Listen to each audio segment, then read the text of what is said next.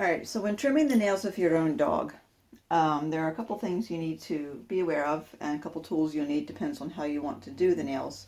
Um, I'm using my own Toby as my demo dog since he actually needs to have his nails done.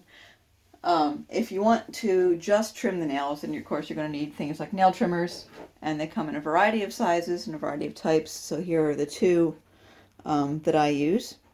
So these are by Miller's Forge, Miller apostrophe S, Miller's Forge. They're the only large dog clippers that I will ever use because they are incredibly sturdy, very long lasting. A lot of these store-bought ones that I have used over the years have been too flexible. They actually bend the nail. The blade part actually bends open rather than cutting the nail. I don't use the guillotine tools, um, but if you let's see, there's no brand name on here. But the Miller's Forge, you know them by their orange handle. They come in a slightly smaller variety. This is their larger one for larger dogs. I've had, these are newer ones actually, but I've had the same nail clippers that I still use today for the last probably 18 years or so, because I've been a groomer for about 18 years now. And they just last forever. They need to be sharpened occasionally. If you can find somebody who does grooming clippers and shears, they'll do these just for a couple of bucks. For very small dogs like Chihuahuas and Shih Tzus, and for cats, I use very small nail clippers specifically for cats.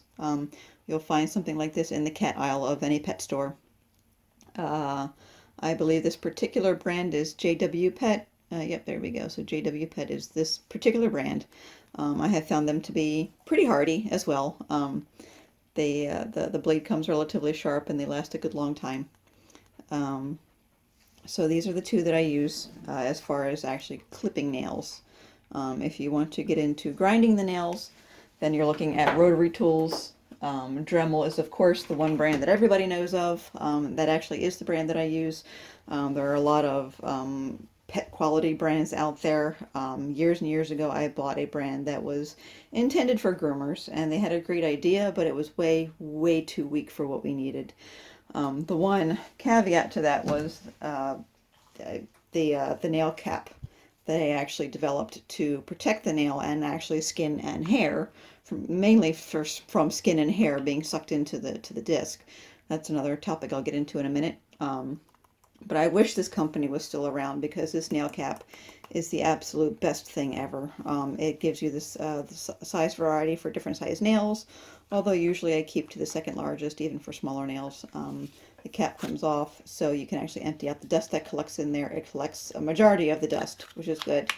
And the most important thing is it protects your skin and your hair and the dog's hair from getting sucked into the disc, which can be a huge problem if you don't pay attention.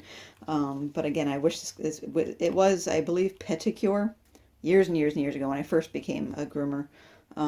But I just wish they still existed for this cap specifically. It actually screws on to the end of this particular Dremel. It's the 10.8 volt variable speed. But you do not need anything of this power. For the average pet owner, you do not need anything this large. It's something very small. So this is, I think, the 7700. So you can see the size difference between the two, the battery size difference, the power difference. This one is variable speed, so very slow to very high. I usually end up around 4. I don't usually go over number 4 for doing dogs. You do not need to be anywhere near number 10. All you're doing is burning the nerves faster inside their nails.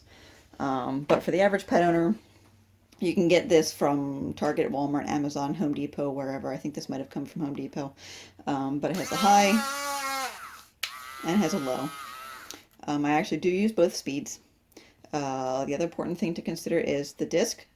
You have a variety of grit sizes, or not sizes, but grit varieties. This is, I believe, either the 60 or the 80 grit. They come finer, 100, 120, 180, 220. I probably wouldn't go over 100, or I don't even know if it's 100 or 120. But the higher you go, the finer the grit, but the longer it takes to grind the nails. And the more at risk you are of burning the nerves inside their nail. And of course, that hurts a lot. I use the 60 or 80 grit. It is very aggressive, but because I've been doing this for so many years, I know how to work with this aggressiveness and this speed. So for the average pet owner, I would probably go with like the 100 grit if you can find 100 grit. If it doesn't come in 100 grit, then maybe 120. I wouldn't go over that. I don't think I have any of those with me. But these just come, from Home Depot or Lowe's or wherever you get the sanding discs. They're replaceable, so you would unscrew this little thing here, pop it off, and pop the new one on, and you'll know it's time to replace it when you can see the grit actually starting to be worn a little bit smooth wherever you use it. For the average pet owner, these things will last you a very, very long time, but I go through these every couple of weeks because I grind the nails on most dogs that I do as long as they tolerate it. Not all dogs tolerate it. I do not use it on cats. I don't even go there. Don't use it on cats. But I use this on most dogs that I do as long as they tolerate it. So I go through these discs pretty quickly, and they're very, very cheap. So those are that again, you don't need anything any bigger than this. I'm sure there are other brands out there that give you the similar size and quality. But for me specifically, I use the Dremel brand because I know they are hardy enough to handle it because they are intended for woodworking. Most of the pet store brands out there just aren't strong enough for what I need. But again, I use this on a daily basis.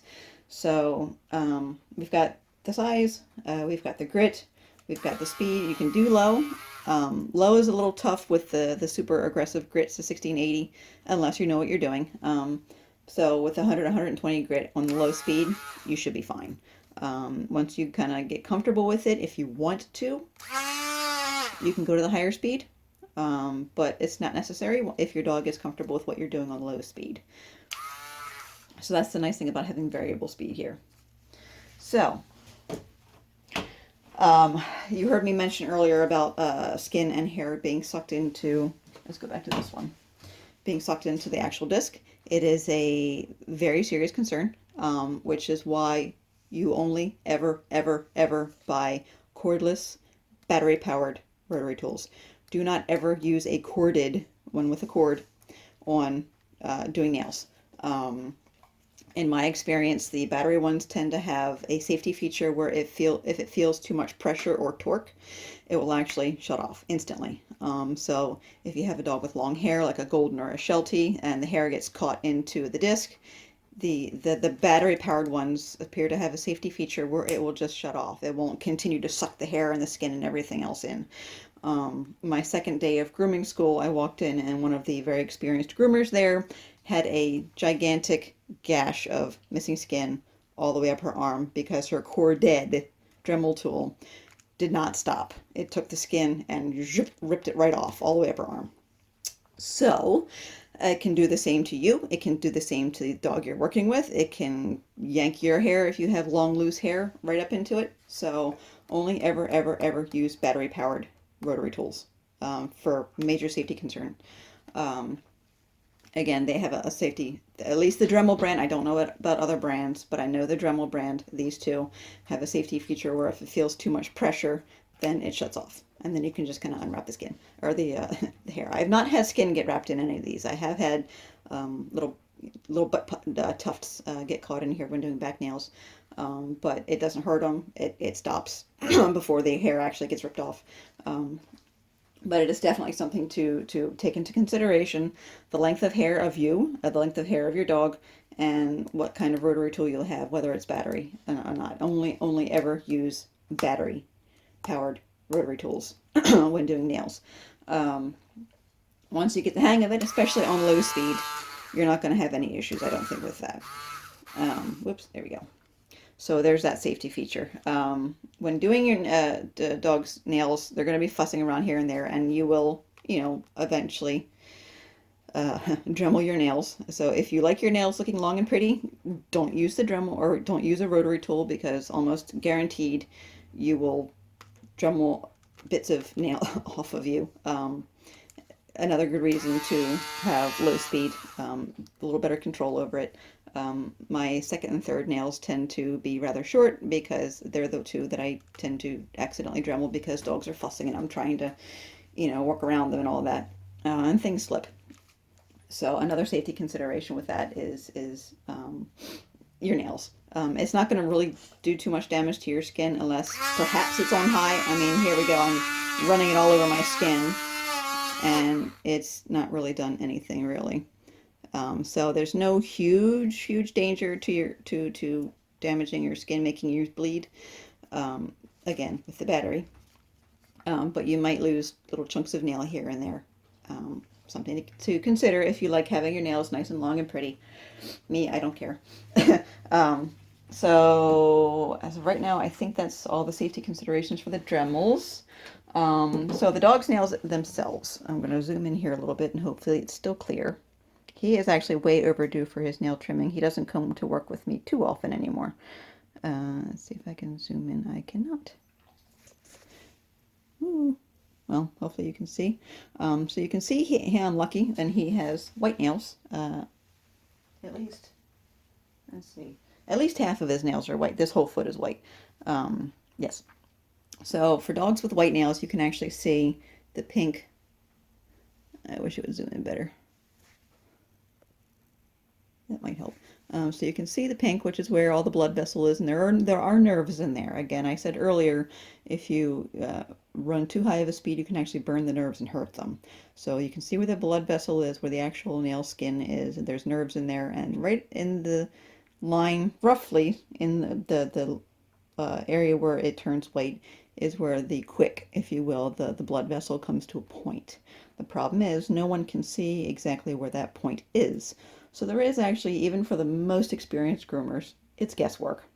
We have a pretty good guess of what we're doing, but we still make nails bleed occasionally because we just don't know where the quicks end. You can actually see this nail is considerably shorter than this nail, so you're more likely to clip the quick on this one than this one. But the key is to just nibble away at it, pretty much. If your dog is patient, I worked very hard when Toby was a baby to get him to be a gentleman about his nail trimming because I knew what the potential was. I mean, I deal with dogs all day who scream and fuss and fight and bite because they hate having their feet messed with. But I worked very hard to get him to trust me, to allow me to do what I need to do. So we're going to, for him, I use the larger ones. And if you get the one, there are a lot of them out there that have like little like paddles on the end of them that supposedly prevent you from hitting the quick. Well, they don't work that well because if you have a nice short nail like this is liable to actually go beyond the little paddle, and you're most likely going to get the quick with this nail. So do not trust those little paddles. There are some that come with little supposed sensors that tell you where the heat is in the blood vessel. Those don't work very well either. It's just a matter of practice and guesswork. You eventually get good at it with time. So the key is when you start doing nails is literally just take a tiny little nibble off. So let's see if I can catch it. There we go. I literally took a tiny little, there we are. I took a tiny little nibble off. And that's all you have to do for start is you take a little nibble off and see where you're at.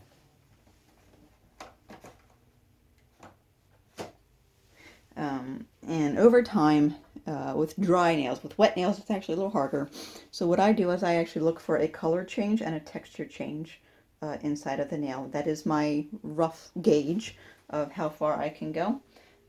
If you've only taken a tiny little bit, then you're going to see usually chalky white or very hard, very solid. And then you take another little teeny tiny nibble off. So I don't just flat clip nails once. I actually nibble at them to take corners off until I can almost expose the quick area to help it shrink faster. So you got one flat clip here. Take a tiny little nibble off the corner and check it again. Take a tiny little nibble off the other corner. Check it again. If you're able to, go back to the top and take a little more off the top. And that helps to actually expose the quick area, if you will, a little better. And this area will scrape down. The quick will be exposed just a little bit, not enough to bleed usually. It'll dry up, shrivel up, and it'll shrink. The goal in doing dogs' nails is to clip them at the same rate that they're growing. Each dog is going to be growing their nails at a very different rate. Some dog nails grow very fast. Some dog nails grow very, very slowly. On average, what I've found over 18, 20 some odd years I've been doing nails, because I was doing nails before I became a groomer, it seems to me that monthly is the general time frame to maintain a length of nail wherever it's at, whether they're long or short. Doing them monthly seems to maintain them roughly where they're at. If you want to shrink the nails and make them shorter, you're going to have to trim them faster than they're growing. So usually either weekly or every other week. And that's where having a rotary tool really, really, really helps a lot, because it can actually expose more of the quick more gently, more quickly, without making it bleed. And that helps it to shrivel up faster, and that way it shrinks. It can be done with nail clippers. If your dog is patient, if you're patient. I know most dogs are not going to be patient, but a lot of baby talk and a lot of treats when they are being good, not when they are fussing and screaming. If they fuss and scream and you stop, they win. They taught you to stop messing with them when they get upset. And that is not what we want. We want them to learn that we stop when they're being good. That is actually how I got him to be so good with his nails, is I baby talked my way and treated him with treats through his screaming fits and his fussing fits. They weren't awful, but he did cry and fuss a lot. And every time he stopped and quieted down, I'd stop, I'd speed up the baby talk, I would give him treats, I'd go back to doing what I was doing. He would fuss and scream and cry. I would keep doing what I was doing. I'd hold on to his feet. I wouldn't, give him back his foot until he stopped and was quiet. And then I stopped and treated him over and over and over and over again. And about 4 or 5, maybe 6 sessions later, over the next several weeks, he learned that being quiet actually got him what he wanted faster. So I digress. So the more often you can do their nails, if you want to shrink them back, the faster it's going to go. If you want to maintain them wherever they are, you want to keep up with them monthly, roughly. Anything beyond that, they're going to grow faster than you can ever keep up, regardless of whether you use clippers or Dremel. You're a good boy, yes you are. So back to we go to the nail trimming. We have this nice long one. You don't want to take the whole thing off because, again, you don't know where this quick is in that middle. I don't know where the quick is. Nobody knows where it is because it comes down to a very, very fine point somewhere in that white. So you take a little nibble and you're good. You take another little nibble and you're good. You get close to that dividing line and you start taking the corners off. Side corner, top. And that, similar to how a rotary tool would give you like a rounded edge. If you just clip it once, you have all sorts of sharp edges that are going to cut you. A lot of people complain that their dog's nails hurt just as much after they get clipped as before. Well, that's because there are a lot of sharp edges on these nails that have to be ground down either by the dirt or asphalt or cement. So you want to try and kind of nip the corners off to round it out a little bit. And that leaves the middle exposed, even though the quick is not yet exposed. That's going to shrivel and grind down on the ground faster than these edges are, which means the quick that is somewhere in there is going to shrivel up faster than the edges are. So that's what we're trying to do, is we're trying to expose this middle area, not make it bleed, but make this middle area the top so it shrinks back faster. So again, we have another long nail. Take an end off. Take the corner. And you can, it's probably too hard to see, but see if I can zoom in here anymore. It's a little dip. Oh, almost. So you can see almost in the middle that the whole center here is very white and chalky. And that tells me I still have room to go. Once that white chalkiness turns into transparency, and even more so if it gets just a little bit squishy, then I know that I am getting very close to the quick. So you can see, hopefully, maybe not, I don't know, that white chalkiness has disappeared and it's become a little more transparent. It's not squishy yet, but because of that transparency, I know I'm close. And for you guys, for the average pet owner, that's probably enough. Let's see if I can zoom back in. Here we go. For me, I know for him specifically, I could go a little farther, but with that, I would use a Dremel. So if you do want to use a Dremel and you have long nails like this, don't go straight to the Dremel. You will burn their nail up like crazy if you try to Dremel all of that surface area off. It'll take you forever. You'll wear your discs out really quickly, and you're very likely to burn the nerves inside there, because the very, very high RPM actually burns surface. So if you were to use a Dremel disc on a piece of wood and just sit it on the wood, you'd actually have a very dark burn mark on the wood. You would have physically burned it. And you're doing the same to the nail if you take too long with using the Dremel on the nails. So we'll just do the dew claw and be done with that. All right, so either if you have dogs with already very short nails, or if you've just clipped them and you want to move to the Dremel, then we can start on that process. So I'm going to use it on low, so you guys have an idea of what it's like. So it's a huge safety thing when using the Dremel on dogs. Do not just hold the disc against the nail and just grind away at it. That is a guaranteed in a split second burnt nerve, because the RPM is so high on this that it only takes a split second for the heat to build up to burn. So you do not want to do that. You make quick little taps, repeated quick little taps. So here we go.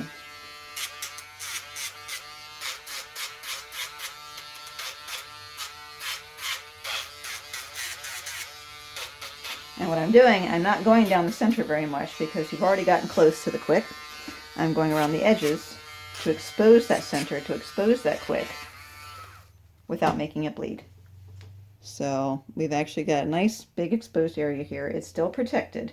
It's not, you know, it's a little bit squishy, but there's no blood or anything, not near to the actual blood vessel.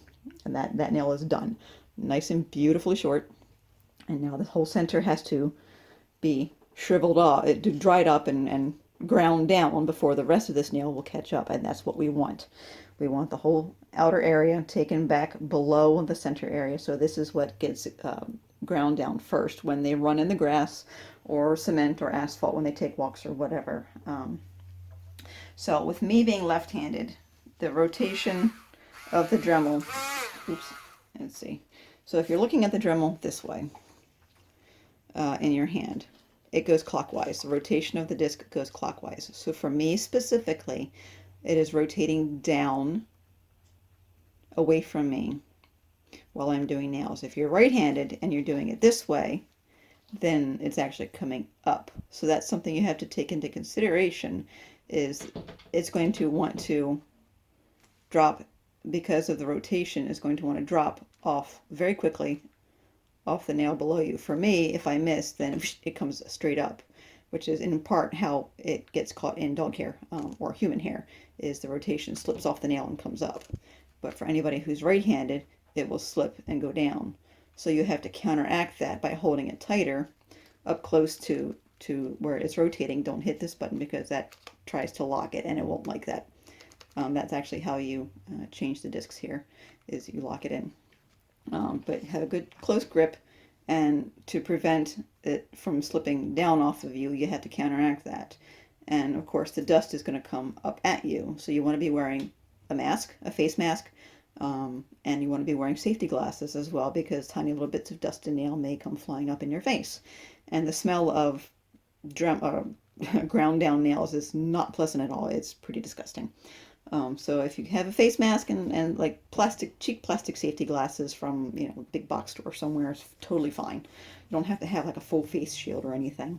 But do be aware that the speed of the rotation will have you slipping off of the nail. So you'll need to counteract that with your grip, and brace your hand against their foot, again, if they're tolerant of it. But for me, being left-handed, it's actually slipping up because of the direction of rotation. So I have to hold it down more to counteract that rotation. So let's try another nail. Keeping that in mind, that I have to hold it, let's see, down more because it's going to want to flip up on me.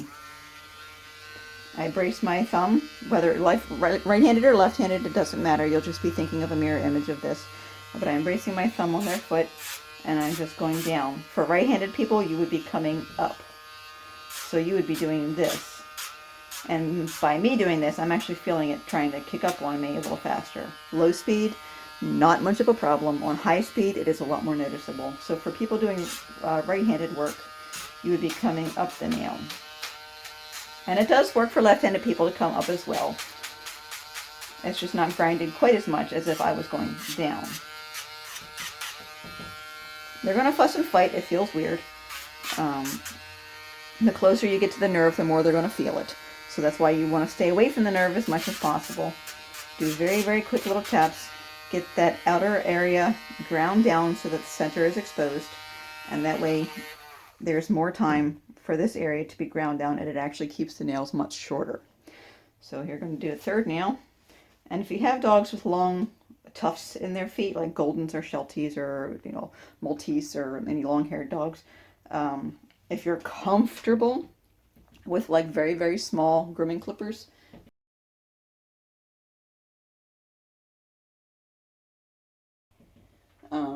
but you know, try shaving the hair down. Be very, very, very careful if you try to use scissors, because you can very easily take the pad. If you can find just cheap little battery powered clippers about yay big, just a couple inches long, the blade is about yay wide, maybe an inch or so. They usually have like a 30 or a 40 blade on them.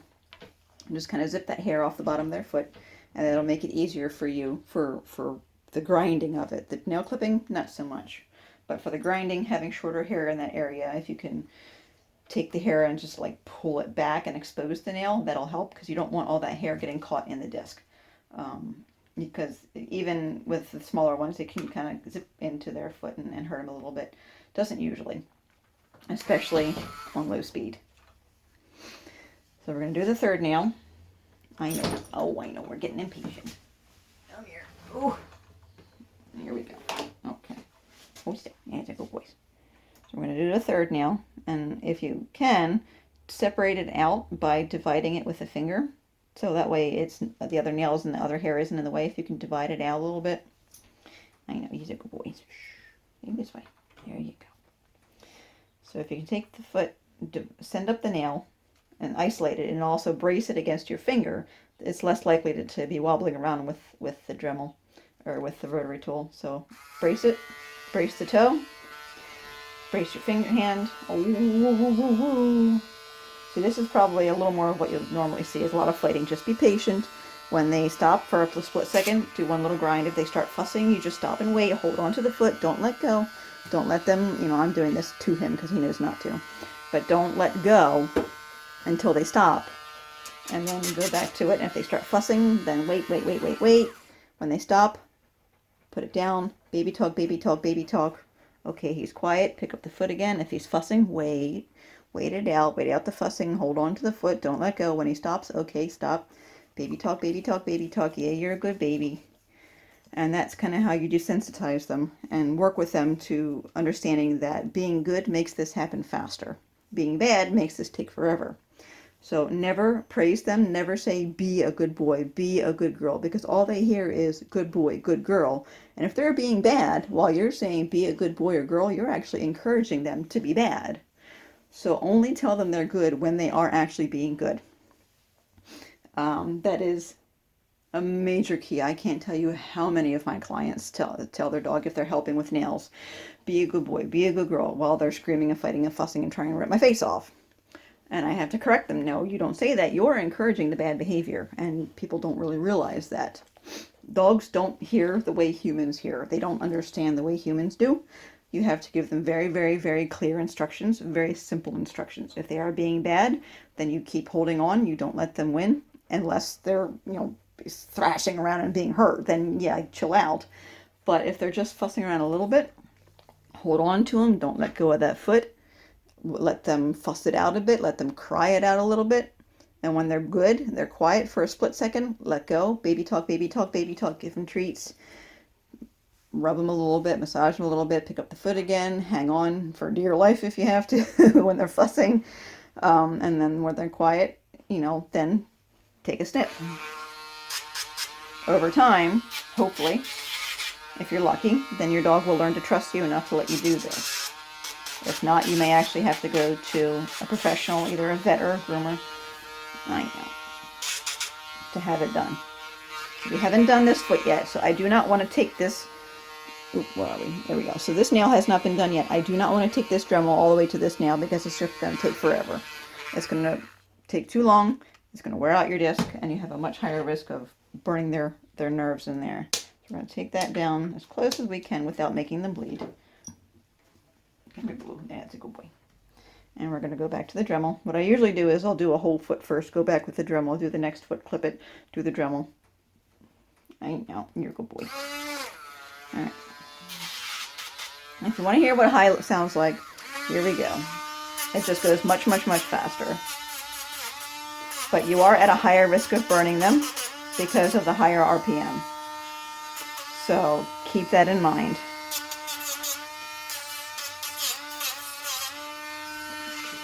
And again, you will probably eventually, grind your nails down, little chunks taken off, or the top edge of it scraped.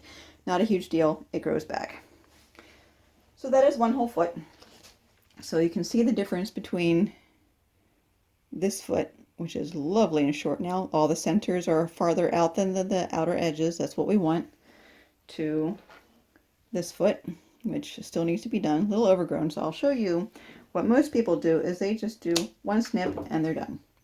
So you now have a flat clipped nail, lots of sharp edges, and that center doesn't have to do any work in order to get ground down, because all these edges have to be ground down first by the dirt, by the asphalt, by the cement, before that center ever has to do any work and be ground down. So what you want to do is expose that center by taking down the edges, whether with nail clippers or with the grinder. You want to expose that center before it gets to the nerve, before it bleeds. That way the center can be ground down first, back to where you clipped and ground the outer areas. So that's the goal. So again, here's oops, come here, boo boo. Nice pretty foot. Centers are all exposed. Edges are all ground down. So now the center has to come back to here before it all evens out and comes out to a point again. And that's what we want. And it helps them keep them shorter, faster, and for longer. The goal, hopefully I can show this. Hold still. There you go. So let's see if I can do this here. Stay put. So the goal, hard to tell. You're fine. If you can see him fussing around a little bit. So you can see they're actually not touching the table right now, and that is exactly what we want. You can see these nails are touching the table. That is what we don't want. So the longer the toes, the longer the nails are in contact with the ground, the more it affects how the toes actually sit. So like with us wearing shoes 2 sizes too small, it really scrunches up the toes and it gives them a lot of discomfort. Very little traction, and it can lead to early arthritis. So the goal is always to get the nails to not touch the ground for as long as humanly possible. That's why we need to keep these nails nice and short, so their toes are in a more natural, comfortable position for as long as possible. Older dogs are especially at risk of this because they already have arthritis growing in. And there's a foot. You can see the difference between the one that I clipped, even just flat clipped. Oh, where'd it go? Come here. Let me see. There you go. Let me see. Good job. You can see the difference between the one that I just flat clipped once and the other nails. So if I took that back with the grinder, then I'm actually going to get it even shorter, and it'll be touching for less time. It'll take longer for it to touch the ground. And you can see these are currently touching the ground. All dogs are different.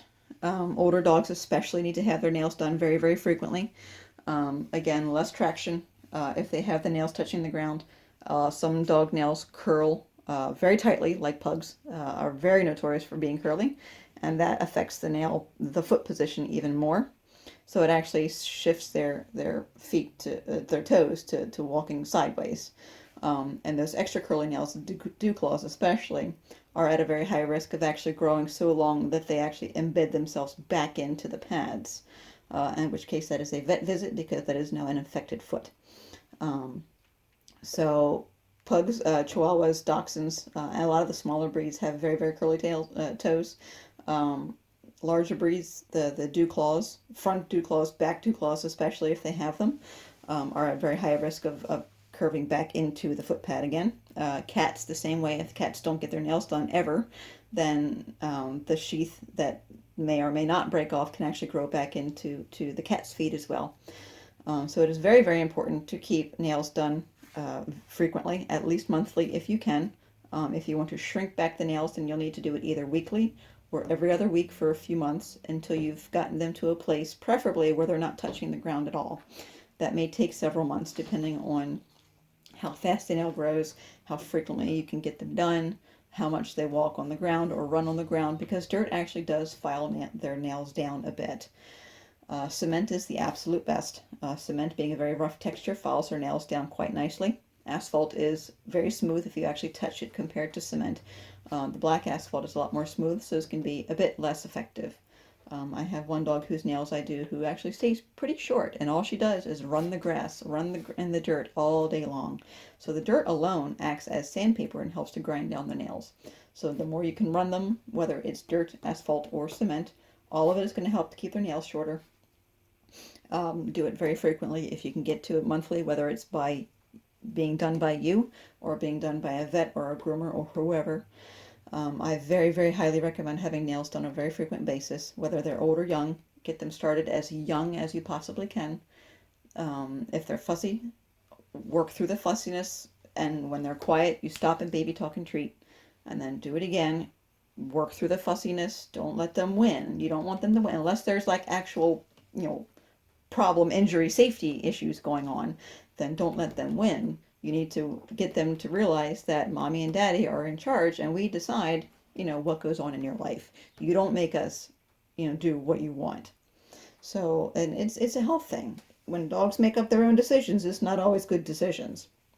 So we need to be the ones to make the decision for them. Whether they like it or not, nail trimming and in some cases grooming is a natural part of their life. It's a required part of their life for their health. Mats on long-haired dogs are very, very painful. If you've ever had your hair caught or finger caught in a door, or your hair, or somebody pulled your hair, it is not comfortable. You are lucky enough to be able to reason your way out of the situation. Dogs can't reason their way out of the situation. They react from pain with biting, and that's where the groomers get hurt. So, grooming, whether it's just nail trimming or haircuts or baths or whatever, is part of healthcare. It is part of preventative healthcare of all dogs and cats. Nail care is the most frequent part of it that we need to really pay attention to help give them, good longevity to their lives, to good comfort to their feet as they get older, keeping their bodies nice and trim. You want to be able to feel ribs and hip bones on dogs. If you can't feel the ribs and hip bones, then they're probably too fat. All that extra weight not only messes up the organs, not only adds, pressure to their joints, but it also adds pressure to their feet. And if their nails are too long, then all that weight is going to be, imagine carrying a 50-pound sack of potatoes, wearing shoes 2 sizes too small. That's how I kind of compare overweight dogs with overgrown nails. It's very, very uncomfortable, and they can't tell us what's wrong. So it's up to us to decide, to pay close attention to their health. And that is why, to me, grooming is preventative healthcare. It is not just beauty salon. It is actual, honest to goodness, preventative healthcare for animals. We're the first line of defense. We find things that sometimes you don't find. We find things that the vet doesn't find because we see them more often. We find the lumps and bumps and scrapes because we look and feel every part of their body all day because of the bathing and the grooming and the nail trimming and whatnot. So I very highly encourage, if you do the nails yourself, awesome. I applaud you for that. If you can do it every week, every couple of weeks, no longer than every month if you can, to keep those nails short at all times. If you can't do it, take them to a groomer or to a vet and have them do it, and cough up the money and just have it done regularly, because again, it is healthcare. It is not just your hardwood floors getting messed up. That is nothing more than aesthetics. Hardwood floors can be replaced. Your dog, not easily replaced. Your dog's health is very important. So do what you can to keep them healthy. Get those nails short to keep their hair nice and clean and trimmed up. If you have long-haired dogs, keep them groomed every 4 to 6 weeks preferably. If you need to go out 8 weeks, fine, if your groomer allows you to. But a lot of times, 8 weeks of growth is just too much for dogs. They don't like having all that extra hair brushed out in a very short period of time. But Again, please consider grooming, whether it's just nails or full haircuts.